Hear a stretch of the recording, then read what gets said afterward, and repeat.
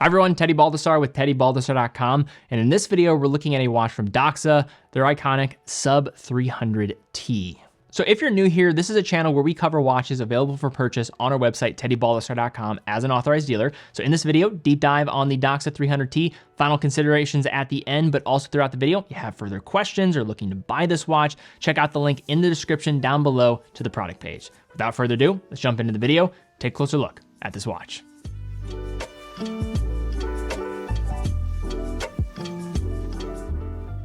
There are very few dive watches as visually distinctive as a Doxa, especially one with its trademark orange professional dial. Since its debut in 1967, the Doxa Sub has ascended to its rightful place in the Hall of Fame of divers, alongside greats such as the Seamaster, Submariner, and 50 Fathoms. The Sub 300 was seen on the wrists of explorers like Jacques Cousteau and celebrities like Robert Redford in 3 Days of the Condor, as well as being a watch of choice of Dirk Pitt, the famous character from Clive Cussler's esteemed book series.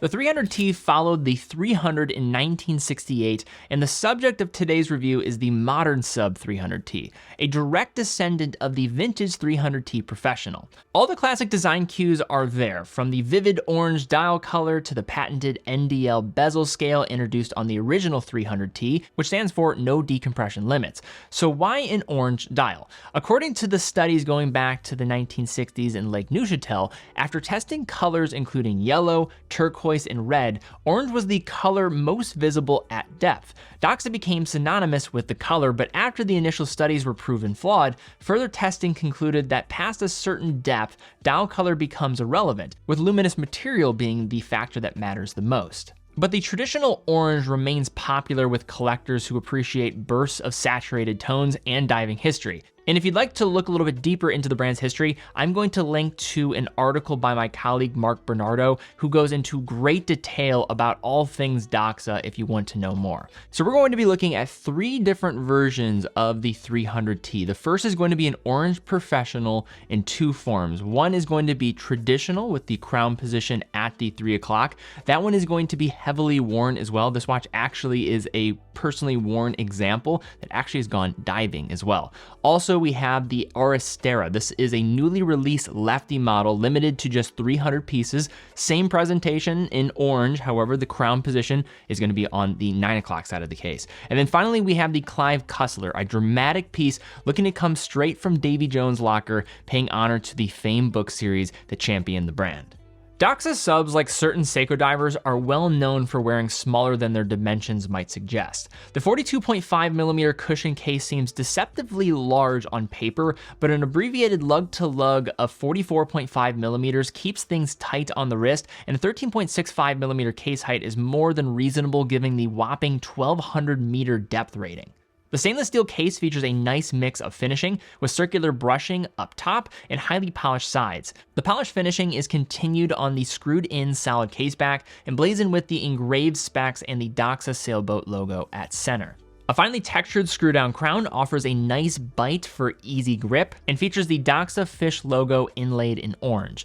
And it's here that we're going to mention the newly released Aristera version, which offers lefties the option of a destro or a left-handed crown. The Aristera, which means left in Greek, is meant to be worn on the right wrist, but may be the Doxa of choice for right-handers that prefer the crown facing away from their hand. A flat sapphire crystal with anti-reflective coating offers a clear view of that unmistakable dial. Giving the staggering 1,200-meter water resistance rating, an automatic helium escape valve on the left side of the case is standard equipment of the 300T, even though the percentage of customers who also happen to be saturation divers is likely to be minuscule.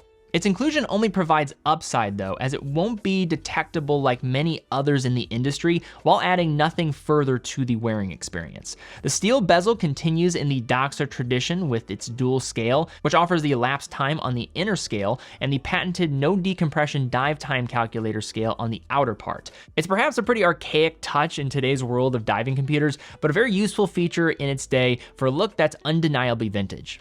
The mildly tapered 20mm beads of rice bracelet is an integral part of the Doxa look. Those beautiful center links are fully polished and lead to a comfortable end result. The outer links are going to be brushed, making for a nice transition to the brushing on the case top. The machine folding clasp features two pairs of buttons, one pair for unlocking the clasp and the other for adjusting the diver's extension, which can double as an on-the-fly micro adjustment if you are looking for smaller increments. In total, you have around 10 millimeters of adjustment. It isn't going to be the most elevated of micro adjustment, however, it certainly does the job, and with its inclusion of having screwed in links with half links as well, you will have no issue finding a precise fit while having the remedy to swelling of quick adjustment throughout the day without tools. The clasp is signed with both the Doxa wordmark and their stylized fish logo. If you prefer a rubber strap though, Doxa has you covered with an integrated FKM version that sports the same upscale clasp as the bracelet. In the case of the Clive Cussler edition, the case is given more of a dramatic effect where you'll see this aged stainless steel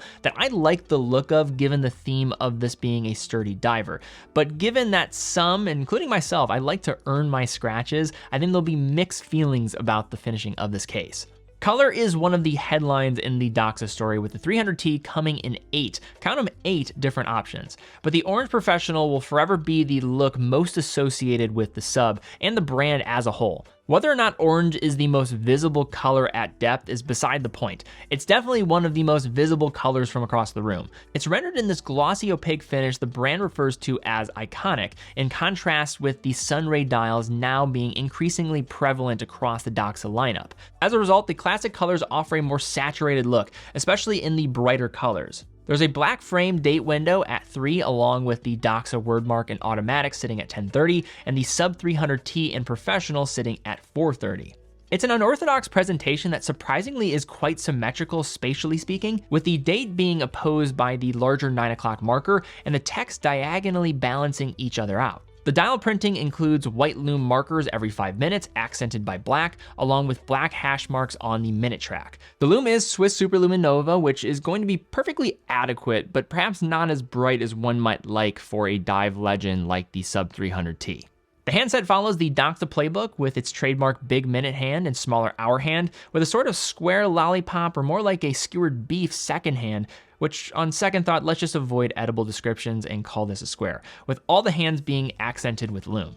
The overall aesthetic is 100% Doxa, and while quirky compared to more conservative looking options, is absolutely perfect given the brief. The Clive Cussler edition takes a more nautical approach, being independently machined by an artisan to show this line surface aging with a compass backdrop. For many years, ETA movements were the caliber of choice inside Doxa's lineup, but with the restriction of supplies coming from the Swatch Group, a new solution was clearly required, which came from Swiss movement maker Sellita. The direct answer to the outgoing ETA 2824 is Sellita's SW200-1, offering nearly identical specs and dimensions for a painless drop-in replacement. According to Doxa, the brand has been migrating their movement supply for the last few years, and they've confirmed that the brand is now fully Sellita. The SW200-1 has a rate of 28,800 vibrations per hour or 4 Hz, features hacking and hand winding, and a power reserve of 38 hours, falling behind others in that department. Still, it's a robust, easily serviceable caliber that offers one of the most proven track records in the industry, being a proper choice for a tool watch of this price range.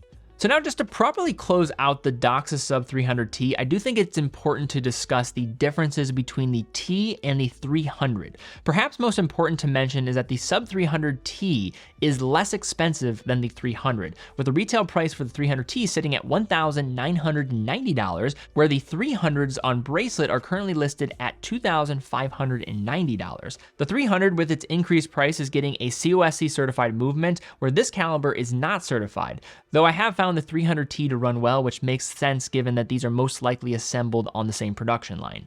Further, the case of the 300 is slightly thinner, though it is going to be 0.5 millimeters longer with a 45 millimeter lug to lug, has a box section sapphire crystal for increased vintage looks, and doesn't have a helium escape valve, as the watch is only putting out, in quotes, 300 meters of water resistance for that Sub 300. The Sub 300T, on the other hand, has a slightly thicker case, shorter lug to lug, a flat crystal for the sapphire, helium escape valve, and a substantial jump in the water resistance department, being rated to 1,200 meters. So if you're trying to make sense of what is going to be the better option for you, I think you really have to think about what do you prefer more. If you care more about the security on accuracy and vintage looks that will come with a dome sapphire crystal and thinner case, I would go with the 300. Where if saving some money and having an overly capable dive watch is more of your speed, I would go for the 300T. But in general, these watches share very similar ideas around what are some of the considerations on the pros and also the cons. Orange and some of the colors for the Doxa family are not going to be for everybody, and they're not versatile colors at that for something like the Professional here.